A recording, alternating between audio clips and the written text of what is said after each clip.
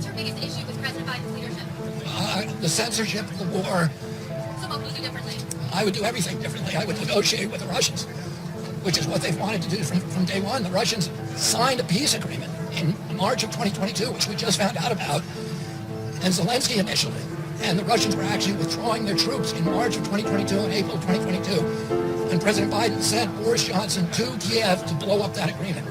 And since then, 135,000 kids, Ukrainian kids, have died, and 50,000 Russian kids. Well, I'm deeply concerned with the welfare of the people in Ukraine. I admire their valor.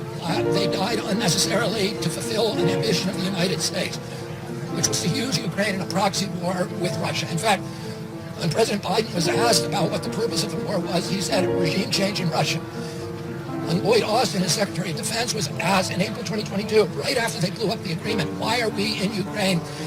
He said, to exhaust the Russian army and degrade its capacity to fight anywhere else in the world. That is not about Ukrainian freedom. It is about using Ukraine in a proxy war, in a geopolitical dispute between two great powers. Were you saying that it's the United States' fault that Russia invaded Ukraine? No, I'm not. I'm not making any excuse for Vladimir Putin. His invasion was illegal, it was brutal, and he had other options. But did we deliberately provoke the action? Yes, we did. Again and again and again. We would not allow Zelensky to sign the Minsk Accords in 2019. Zelensky ran as the peace candidate. He's a comedian. He's an actor, which I'm not disparaging because that's what my wife does. But he had never been in politics.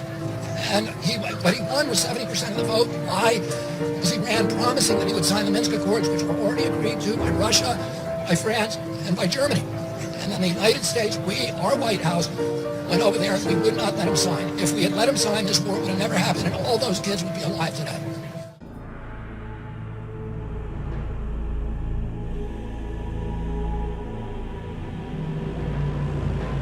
You know,